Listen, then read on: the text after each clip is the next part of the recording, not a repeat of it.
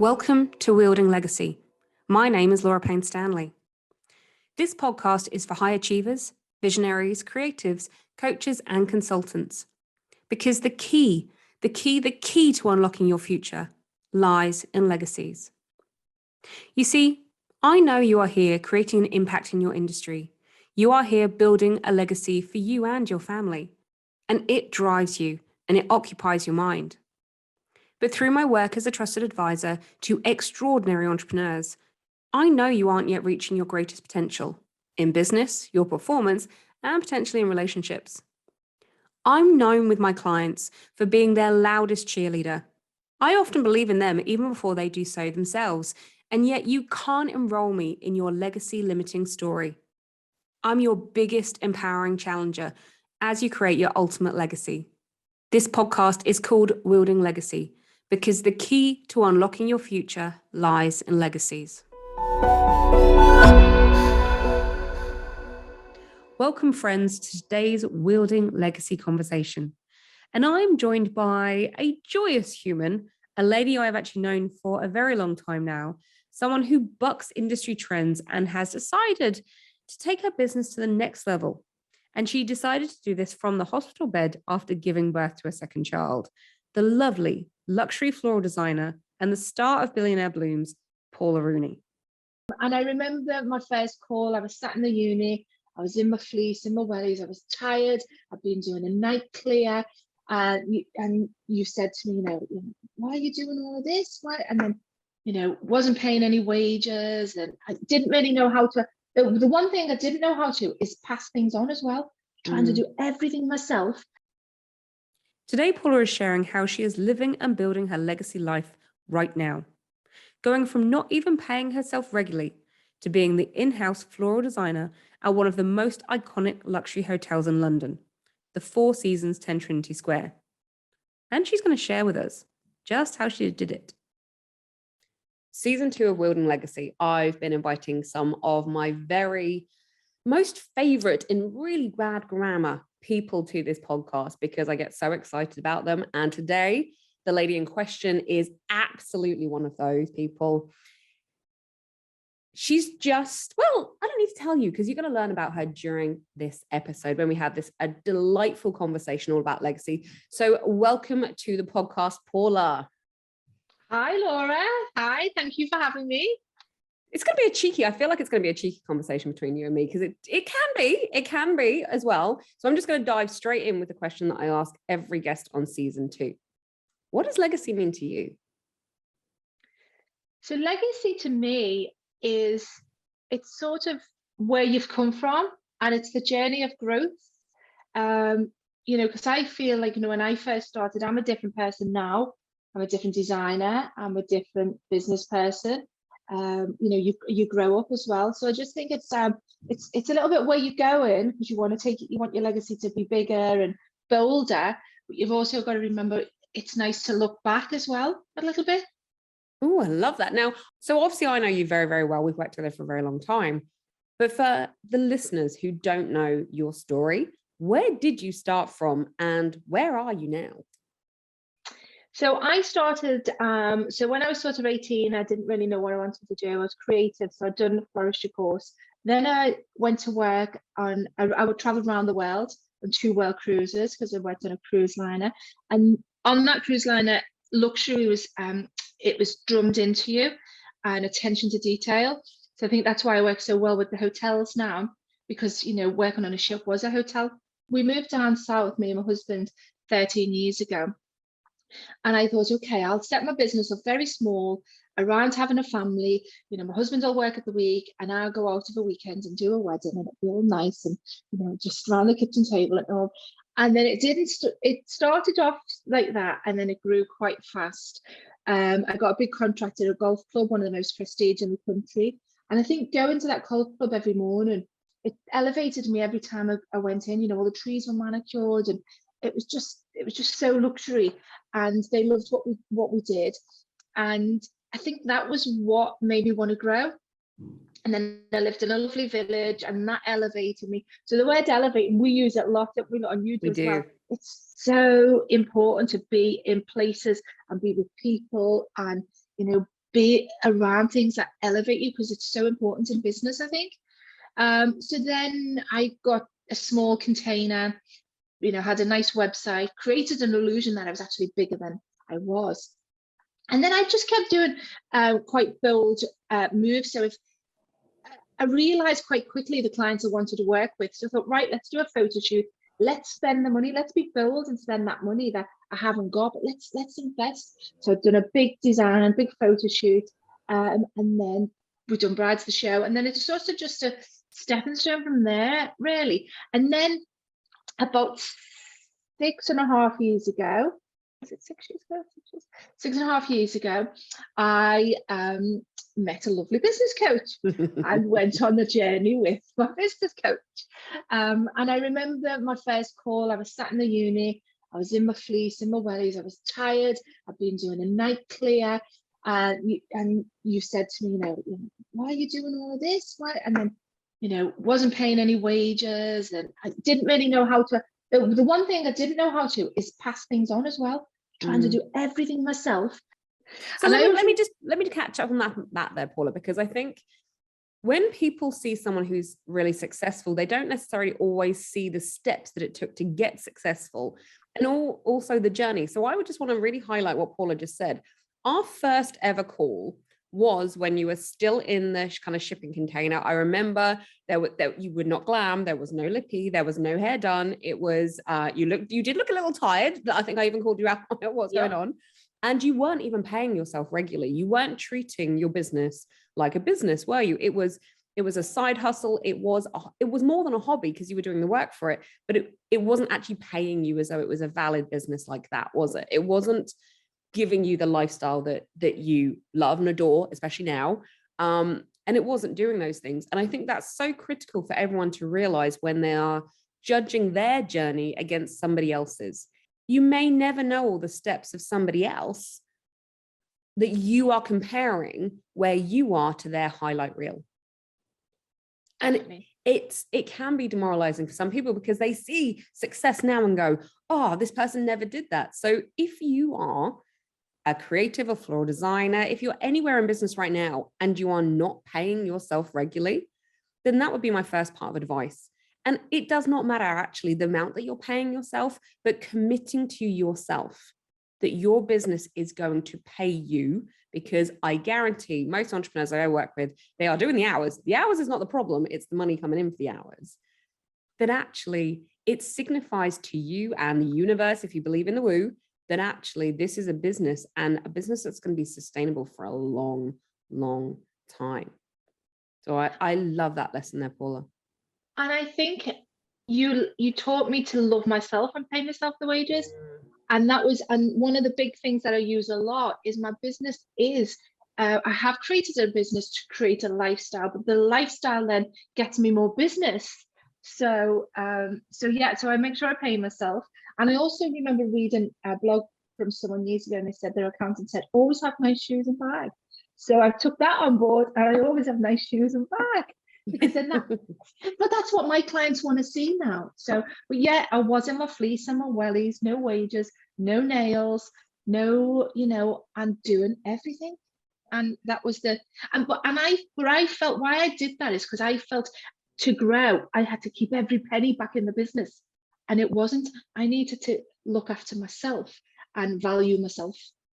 So that's the legacy learning for everyone out there. It isn't always all one thing. It's not necessary. Don't compare yourself against the highlight reel you might be seeing on social media, because you never know what we all do as business owners behind the scenes. You're a fascinating woman. And something that's been fascinating me for a while, I want to actually ask you about, is a quote that's on your website. So you have on your website, this ignited a passionate ambition to become one of the world's greatest floral designers and to establish a brand that would forever be known for its quality. Mm-hmm. What ignited that in you? What happened that you went, I want to become one of the world's greatest floral designers? I think it was a few things, really. I think it was I think working on the QE2, which at the time was one of the most luxurious liners in the world. Everyone knew what the QE2 was. So I think working on that elevated me when I was only 24. And then I think when we moved down south, we moved into this little chocolate box village. That elevated me. And then Queenwood, when I got Queenwood Golf Club, that was the most prestige in the country. It's quite a private club. And that just elevated me. And I think that's why then I won 4 seasons contract. I do a lot of work, 4 seasons, Hampshire here. So I think that's all of them little things have just brought me to to more luxury venues and clients. Love it. I love this kind of concept about the fact that elevating yourself even above and beyond you getting the work in first. Sometimes you have to believe, and I say, one of my taglines, and you all heard this on the podcast intro, is I often believe in my clients before my clients believe in my clients. Mm-hmm. And you do have to do that as a business owner as well, don't you? You have to fully believe in yourself and your team and your skills that you are going to get work before it even comes in. Yeah, I follow the woohoo. I do my affirmations and I do my mood boards. So, and I visualize a lot. So I visualize lots of things before that happens. But I do put the work in to get it. It is, it is big work. And again, you have to be confident in yourself as well, because if you just think, oh, I want that work, but then you're like, oh, I'm not confident, I can't do it. I have to tell myself off all the time. I had to tell myself off last night about something. I'm going for a meeting today, and I had to tell myself off and go, Paula, come on, you can do this. So it's not naturally always being positive and we have to work so hard on ourselves. This is the term we've seen increasing in popularity, called toxic positivity. The idea being that people are actually always positive, that you never have an off day, that you never give yourself a talking to. And actually, I had this with one of my clients, and I said, yeah, I can lose my shit. I can properly lose my shit. And the client was like, really? I would never have thought you, with all your skills, and I'm their coach, of you do. And I said, oh, I'm not above and beyond doing it myself. It might mean that I catch myself quicker. It might mean that I reframe myself quicker. Mm-hmm. But we're all human. And the idea that everybody is always positive can become a negative, because you feel like you can't reach out to people and say, I'm having a wobble. Now, you and I know that there's been times that I've had that message from you. I'm having a wobble, Laura. Yeah. help. And that's what a great coach will do. But actually, it's important to know that it's okay. And every listener right now, it's okay to wobble. And it's great to have a support system there, but we all do it. So don't hold yourself to this higher standard that actually is unattainable, that nobody is wobbling as they create their legacy. Because for many people, as you create your legacy, you're creating a legacy that is above and beyond your generational legacy. And that is to say that actually many of my clients create a legacy that's above and beyond the success that their family has had. And that can be just their immediate family and back generations. So you're trying to create something that you may never have experienced before. That's right. Yeah. Yeah. And that can be scary, can't it? So going into some of your amazing clients, and obviously we're not going to disclose all of them because Paula works with a lot of people who have very strict NDAs, so non-disclosure agreements. When she works with millionaires and billionaires, she's not allowed to name them. But you have to be aware that you're going into a situation that may be completely new to you. Now, you mentioned the word work when we talk about woo-woo. So if you're newer to the podcast, I use the term woo-woo to be anything from law of attraction to manifestation to neuroscience. I use it kind of as a catch-all term. And my experience has been many people kind of rank differently on the woo-woo meter, let's say. Paula has quite a high woo-woo meter. She loves doing the kind of internal work. And the reason I say woo-woo is because a lot of this work is not based, it's neuroscience, but it's not actually based on what we call evidentiary-based research. So you can't say, did that work or not? Now, here's something I know about woo-woo work is often people think that it's not actually work, that they just sit there and can go, I want this magical thing to appear. So can you share with the listeners, when you say that you do your work, you do your woo-woo, your manifestation work, what do you mean by that in terms of, you mentioned vision boards and you mentioned affirmations. What actually does that mean when you say you do the internal work? So I read a book many years back, and I started, I've got my journal. So my journal, I started journaling about 8 years ago. And I must admit, it's only in the last few years that it's really like just gone, I've just got it. because you used to journal and just say, oh, but now it just comes, you can't put the pen down. So journaling is big for me as well at the moment. So it's so, I feel like it's brain dump. You're just brain dumping it all out, and then writing what I'm grateful for. But I don't just put I'm grateful for the view, and I've done this with the children as well. So instead of just saying, oh, I'm grateful for my clients, why am I grateful for the clients? Or like with the children, I'll say to them on the way to school, we'll say, we're grateful for the car. And why are we grateful for the car? Because it gets us there. And we're grateful for whoever invented the car and for all the things that, So we go a bit deeper with being grateful as well. So I love to do that. And then I've got vision boards. So I've done them for about 8 years. And if I look back to my first one, I think, oh my God, that happened, that happened, that happened. So I do one roughly every 12 months. I've got one at home and one in front of my desk. And also just sometimes the self-care work, trying to turn the computer off at a reasonable hour. Trying to have some boundaries. It's not all the time this can happen, but trying to do that, and then trying to sort of to relax so that you are fresh the next day. And then when I'm doing that relaxing, I will visualize how I want things to be in the next 5 months, or it could be the tomorrow. I could visualize, how do I want tomorrow to go? How do I want my meeting to go with this client today? How do I want the next 12 months? So a lot of visualization really, and a lot of just sort of, it could be in bath time, it could be having an early night visualizing, but that's sort of my woohoo. But there might be like 4 days where I don't do anything because I'm in so I'm not stuck to doing it every day because I've got family and business and commitments. But most of the time I'm on a roll. But if something can sometimes knock that roll off, but I don't beat myself up about it.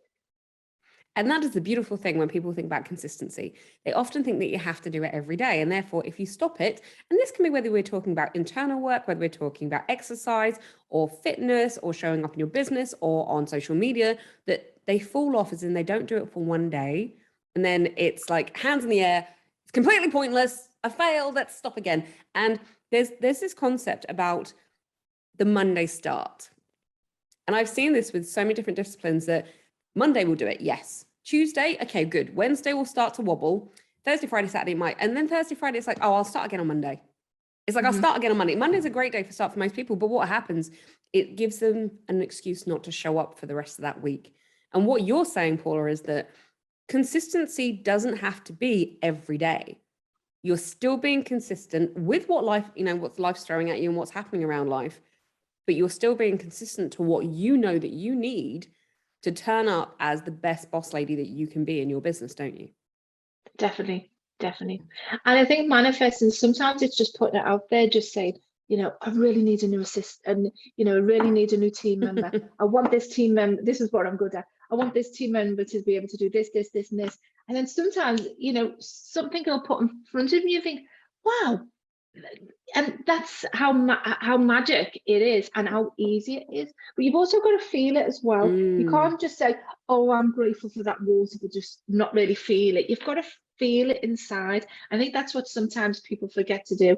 Feel it inside and really want it as well. Because if you're thinking, oh, I really want to win that contract, but then you're being negative, going, oh, I actually can't do it. You've got to get that can't out of your head and just go and just think, if I want that legacy, if I want that big legacy, I've got to think bold.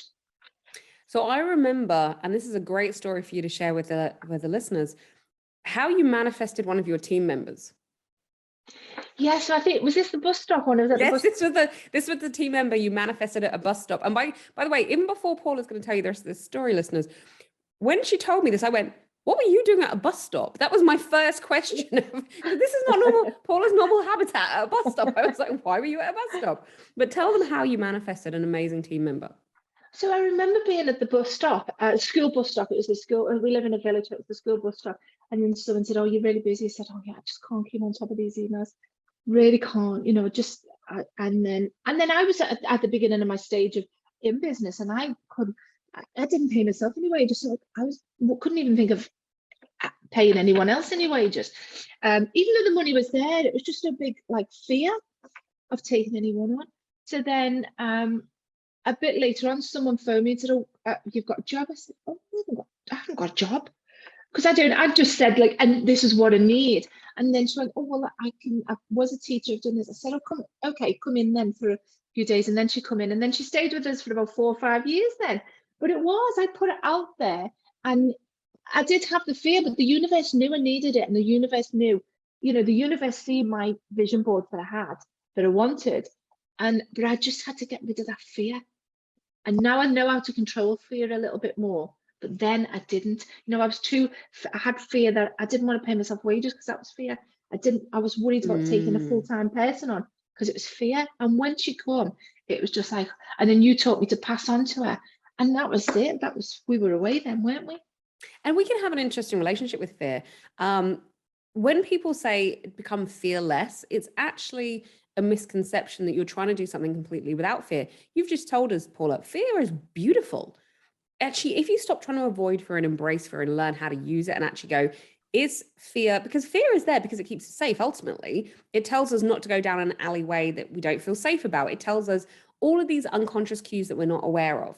So we need fear. So listeners, don't stop trying to get away from fear. Fear is a good thing. It's not a bad thing. It's like ego is a good thing. It's not a bad thing. Okay. Fear is good, but you have to be in control of your fear and you have to understand what it's trying to tell you. And is this fear from the ego mind, which is like, but if I do this and it fails, everyone's going to know, and everyone's going to know I'm a fraud. I'm not saying that's you, Paula, but I'm just saying other people might be going, oh, don't do this. I don't want to not get the contract. I don't want to not do this thing. Or is it there because your gut, and I'm a big believer in the 3-mind theory, so gut, enteric brain thinking of what's your gut instincts trying to tell you? And is that actually fear that a team member isn't right for your team? Is that fear that actually there might be some conscious cues with another client and the contract may be about to be pulled or not renewed, and you consciously haven't been aware of that? I'm not saying you, Paul, but I'm saying consciously somebody else might be not aware of that, but your internal cues have picked up on all these little signals that we can't articulate. So embrace fear, learn to get to know your fear, learn to actually really work with it. And actually fear can drive you, because for your success, Paula, if you've stayed in your comfort zone the whole time, you would not have had the success that you had, or I wouldn't be here now. And again, continue to have, would you? Because you do things before you're ready. Yeah. One of our mission statements is embrace the challenge. Nice. I think to grow, I have to push myself out my comfort zone all the time. And that's the only way you grow. It is. And we talk about this being the comfort zone, and then we talk about being your edge. So play your edges. This is very much used in sports. But every entrepreneur, everybody who's considering starting up a side hustle, everybody who's even thinking about doing something different in their life right now, and what does legacy mean to them? Play your edges basically means get to the edge where you're comfortable. Do something that scares you, and all the time do these things. There's a concept that I talk about is resetting your fear zone sometimes. And you may notice this, dear listener, if you are somebody who suffers from anxiety, which is actually fear of the future, that our fear level, so our adrenaline response, if we go back to saber-tooth tiger land, it was supposed to be when there was an imminent danger to our life. Think about it in today's world. Fear can come because we haven't answered an email. Fear can come because there's notifications. Bing, bing, bing. Oh, I have got too many things open. Now, realistically, are we in any danger? No, but your body can, and I love the fact that you're laughing now, right now, Paula. So if you're watching this actually on YouTube rather than podcast, look, Paula's laughing along, which I'm like, okay, so there's something that resonated with what I just said for Paula there. Because my email's full. Yeah, it's like, oh.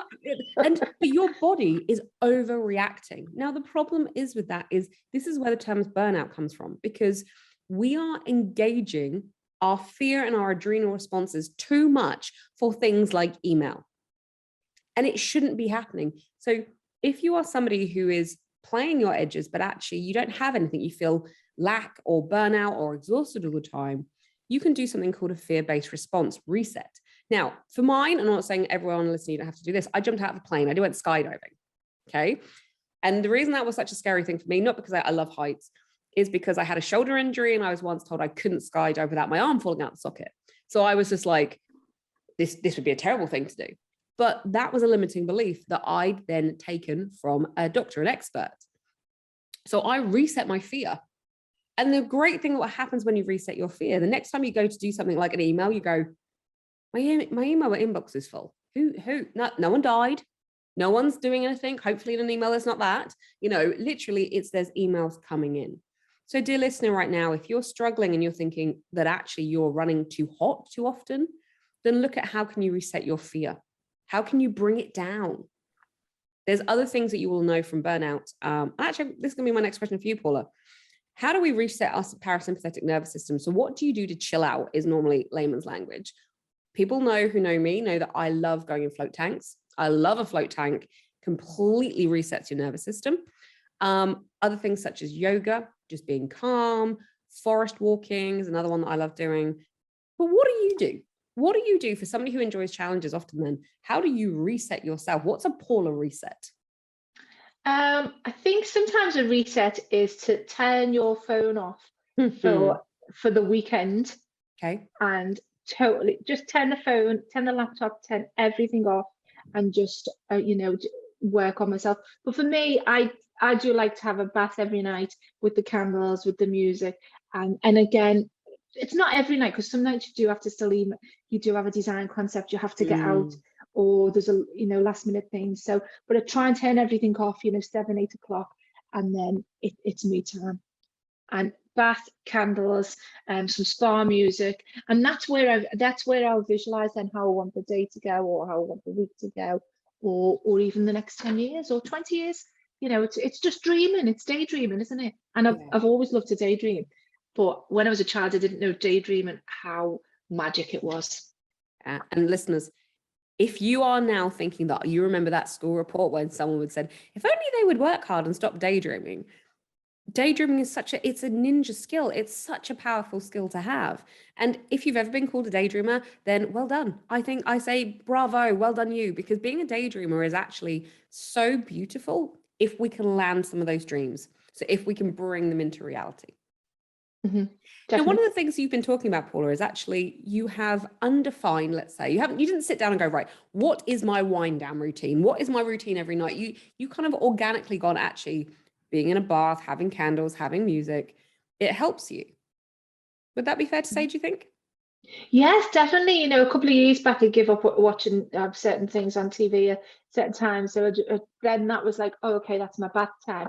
And I've just had my bedroom renovated, and we've got a bath in there, and it's just lovely with candles. And then there's a picture TV as well, so you could put a Van Gogh on and look at the all the little strokes in the picture, which is very therapeutic. So you mentioned your girls. So for any listener who's now resonating with what you're saying about creating a legacy, and actually they've maybe thought about legacy creation for them, but they haven't thought about how to do some of these, either whether you want to call them woo disciplines, neuroscience-based disciplines, law of attraction, with their children. How did you first start the girls doing that without them necessarily realizing what you were doing, or it's not like a lesson that they sat down to be taught to do? How did you even start that process with them? Well, I think when I realized how magic it was, I thought, imagine if I'd been taught this at school. Imagine where I would be now. So I thought I need to show the girls this, show them it. And they still say, I can't do this, and it's still like there's no such thing as can't. But the little things, they pretend they're not listening. Oh, what's mummy being that again? But then I see them doing it themselves. And I remember Gabriella once saying to me, oh, I've just thought this, I've been thinking of this, and then it happens. She went, it's magic. I took Gabriella on Sunday to a yoga retreat, and it was just a yoga morning, and we'd done some yoga, and there was some sound therapy. And I thought, if I can take her to these things now, when as she's gonna go, she'll start doing more of this. She has a grateful journal, and then we try and say what we're grateful for in the morning. There is like shouting and screaming in the car, but it's to try and calm them down, from the chaos of everything. But I just really feel I want them to know how easy it can be if you have a good, positive mind. And again, so little things, I want them to have a good legacy. So I'm helping Gabriella now, saying, what does she want to do? And should we do this? And should we do this? Just so that they can get on the right path, really. And of a morning we put on the Google, I put It's a Beautiful Morning by the Rascals on, and they will go, oh, Mum, don't be putting that on. But I know when they're older and they've got their own children, they're like, they'll probably do it, won't they? But now they're just like, oh, mum, she's got a song on again. So It's a I love Beautiful that. Morning by the Rascals. Try it. Okay, that's another one of your chocolates, and I love that too, because Yeah. what you're saying is that you're using, in coaching terms, we call it different modalities. So you're using an auditory cue to signal a message to kids. I mean, it's no different than a children's mobile at bedtime. They know that sound. It's no different than any of those kids' programs. And I say in Auntie Life, you know, garden ones and little, I don't even know all the names, but I'm like the worst auntie, you know. I know character names now and then I lose them because they change them, kind of thing. But when that music comes in, that a child will know that this is the wind down routine, because it's a routine that they know. And there's so many lessons from how we treat children that we can do with ourselves that we don't do. Like, how many listeners right now don't have a wind down routine? They have a, right, I'm in bed, I'm still looking at my phone, I've got my blue light, by the way, if you're doing it, stop right now, because that's an awful thing to do before you go to bed. But if you are looking at your phone before bed and I'll just quickly check emails, and then you're looking at them, you're opening tabs up in your mind, and then you're like, I'll put my phone down. Why am I not going to sleep? Oh, I haven't gone to sleep for 5 minutes. Let me pick up my phone again. Let's go on TikTok or Instagram or anything else I'm going on to. Those things aren't helping. You would never do that with your child because you know it wouldn't aid sleep. Another thing, so Francesca is very, you know, she's up and down. She does, like Gabby is fast asleep as soon as she hits the pillow, and Cheska does. So we have been putting some sleep music on, and we wear eye masks, and she's away. And then because it's on then, and then because we're pottering around, I leave it on till we go to bed with sleep music. And then I find it really relaxes me when I'm pottering around. And yeah, but I can't believe how she is going to sleep in like 20 minutes, where it's usually like 3 hours. It's just a sleep off Google. Okay, so anybody out there who's going, right, go and get some sleep music, face, you know, eye mask, Paula's saying as well. Oh, I want to switch gears a little bit on you now, Paula, if that's all right. Yeah. I love Paula just did a coaching shift because she's worked for me so long. It's like, okay, hang on, let's just see what's going on. Okay. So what's your next up level, do you think, as you continue to build your legacy for Paula Rooney and the Paula Rooney brand? So for me, I look after a hotel. So I just want some more clients' hotels, just where we can be a bit more creative. Just because each hotel has its own design, so its own design brief. So I think it just for me as a designer, I would like some more hotels to be more creative. And again, the weddings as well. I just find every year we're going to the next different level in our weddings. So yeah, to grow, to grow the team more as well. You know, even now after COVID, in my journals, you know, this morning it was like, this is what I need. I need more and more and more. I need more help as we're growing. So yeah, it's a really good year this year, and I just know this is just the start of my business. It really is. And I as your coach, I have no doubt at all. That brings on to a different question.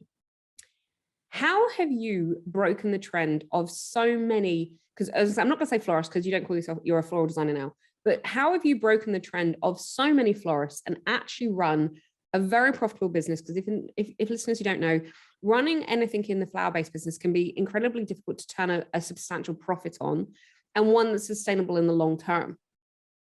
So how did you do that? How did you defy many people in the industry and not only have a very profitable business, but a very profitable business that's still growing, and even during the pandemic? How did you do that? I think it's all down to when you told me to value myself, to pay myself wages. I think it really does come to that, to pay my wages. And there was one time where I'd done a wedding, it might be before I was paying wages, and I remember the client was oh, I don't want to pay, you know, you go to clear the next day. Oh, I can't pay for that. And it was a light bulb moment, and I just thought, no, never again. So that's where I learned to value myself. Then you were paying the wages. So it was always value myself. So it was, then I always was on a mission then to always make money. And through the pandemic, I think I was just really, really lucky that we still had some clients. We had a few big jobs that got us through. And I think I was lucky because I didn't have lots of overheads, because I did always try and have my business where it was pay as you go, and there wasn't we didn't have lots of vans on the road, you know, on finance. Everything was all bought. So that's how we got through the pandemic, really.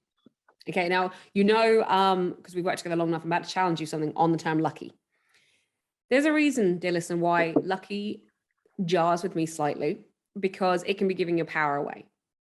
Okay, now there are things in this world that we can't control how they happen to us.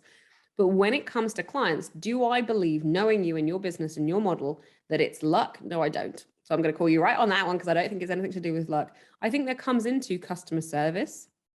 It comes into all those parts of the relationships that you've had with clients that change how they may react to you during such an amazing, life-changing, world-changing event such as a pandemic.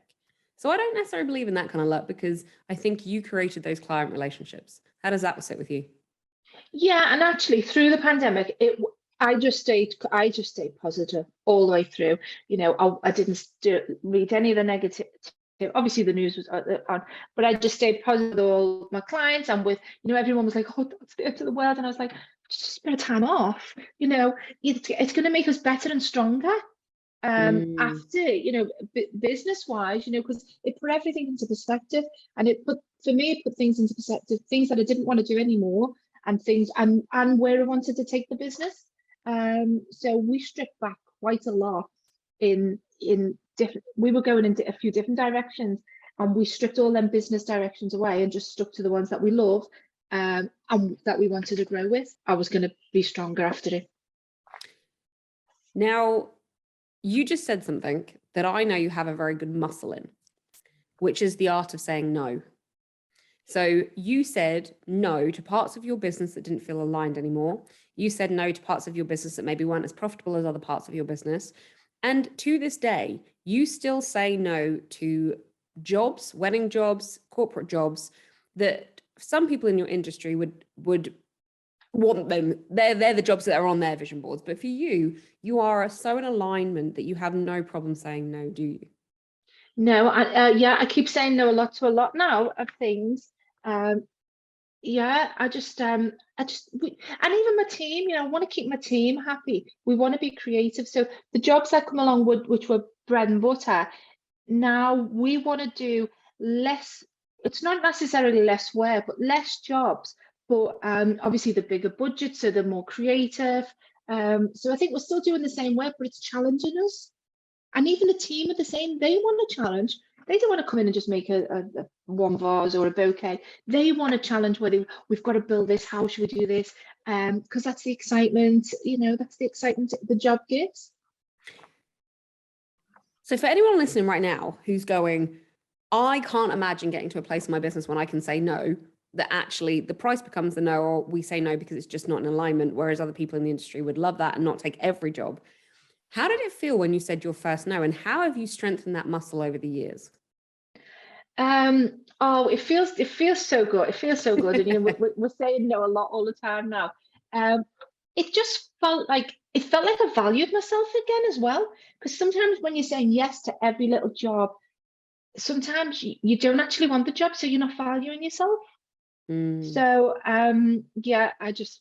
saying no is really good. Now it's hard though, because you've got to try and not upset people, and you do upset people, and some people come back to you and they're not very happy. So you have to we've worded a few things a little bit differently now. So it's scary when you first say no, but actually you probably were nervous about it, but it's exhilarating when you say no. And it's also being in an abundance mindset. Because when we're in a lack mindset, we have to say yes to everything, even if it's not in alignment. Now, again, dear listener, you will know when you said yes to a client who everything in your body was screaming at you, do not take this client. This is not an aligned client for me. And that just means that you weren't in alignment with each other. It doesn't mean there's anything right or wrong about that client. It just was not an aligned client. Or you've taken on a job or a contract, or you've done a piece of work, or you've diversified into somewhere that your body is screaming at you, do not do it. And you've done it. Now, again, if you're watching on YouTube, you will see Paula's little smile just there, because that means she has too. We've all done it and then gone halfway into the client journey going, this is not going well, because you ignored yourself. Because if you truly believe there is enough money to go around, if you truly believe that there are enough clients for everybody, and the people who might be inquiring might not be your clients, then there's another client just coming. So embrace the power of the no. If you haven't done that yet, if you've never said no to something that's out of alignment, embrace the power of the no. Okay, so as we start to wrap up our conversation today, what's your 3 non-negotiables, Paula, as you create your legacy? When you're creating it, team, yourself, for your family, what's your 3 non-negotiables? So for me, it's always to, sort of stay positive, have that positive mindset, work on yourself. Also to give out the same as what you want to receive back, is a big one. And again, challenging myself. I need to challenge myself to create the legacy, to take the journey that we're going on. Beautiful. I love those. And especially number 2, putting out into the world how we want to be treated back is such a beautiful kind of energy symbiotic relationship with yourself, with suppliers, with clients, with other people, with nature, with your family. And yeah, they are amazing, Paula. I just think a lot of my clients, or the venues we are, I will speak to every person in that hotel the same as if you were the boss, the owner. And I just think that's the way we should be. I should say hello to street cleaners, and they nearly fall over. And I just think, yeah, just be nice to everyone, be nice and kind, and give everyone a smile. You don't know what's going on behind someone else's world. That's another Paula Rooney top tip there. Be nice to everyone. I completely agree. Be nice to everyone. And this is the other thing, not that you do it from a contrived way, but you never know where that street cleaner, that person that you said hello to, you never know where they're going to go as they build their legacy. You never know what's going to happen with them. And it again is just putting out that energy into the world, isn't it? Even like little things, like somewhere where I work, there's somebody who was, say, concierge, and now he's like there, and like there's an opportunity now. He knows me. You just never know where that street cleaner could go. He could be he could win the lottery, be the millionaire that books you for a wedding, or you just don't know. So yeah, just treat everyone lovely. Yeah, the ripple effect. You never know, just by saying to someone good morning, that can change their day. Definitely. And it's something that I think I know myself, everybody, I'm sure, and I definitely take this on for myself, can do more of it. I don't think anyone's at their limit, that they haven't got any more to give on this kind of front. And as we're building legacies, you're building legacy for you, for your family, for those people around you, and for the world. So we have the whole society as we're doing these things that can be impacted, can't they? Definitely. Thank you so much for being here today, Paula. It was an absolutely joy and a nice, sassy conversation, as I knew it would be, having you here. I've loved it. Thank you. Loved it.